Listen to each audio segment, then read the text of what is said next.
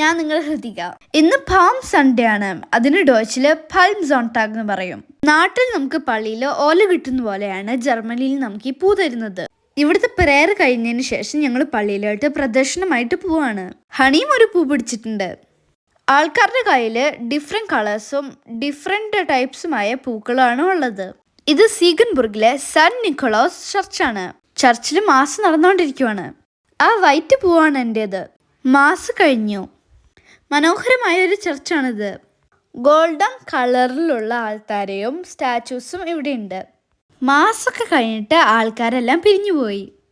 ഇന്ന് പാൽം സൺഡേ ആയതുകൊണ്ട് കുറേ ആൾക്കാരുണ്ടായിരുന്നു.